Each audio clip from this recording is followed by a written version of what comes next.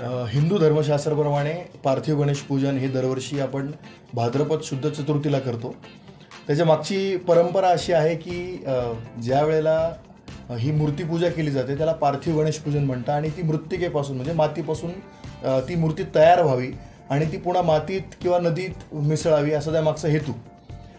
मात्र आपण ह्या परंपरेला थोडं आधुनिकतेचं रूप देत यामध्ये वेळोवेळी नवीन नवीन गोष्टी इन्क्लूड होत गेल्या।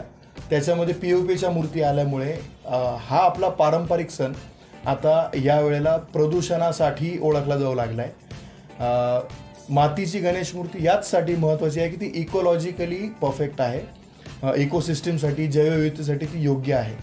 मातीची मूर्ती ही शास्त्राप्रमाणेही योग्य असून ती बनवल्यानंतर विसर्जित केल्यानंतरही पर्यावरणाला त्याची कोणत्याही प्रकारची हानी होत नाही। शाडू मातीमध्ये असे काही गुणधर्म आहेत की ते पाण्यात विरघळते आणि विरघळल्यानंतर ती कोणत्याही प्रकारचे पोर्स खालचे ब्लॉक करत नाही तर जिथून पाणी बाहेर येतं ज्याला आपण झरे म्हणतो नैसर्गिकरित्या।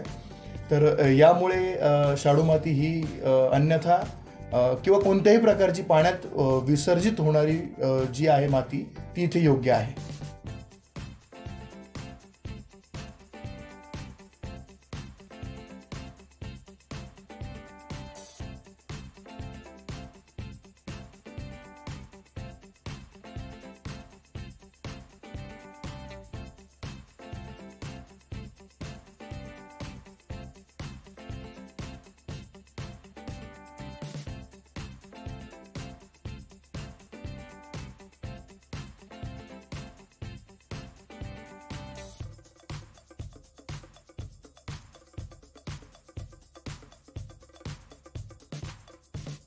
मोरे गणपतीवाले म्हणून आम्ही पिढीजात आर्टिस्ट आहोत।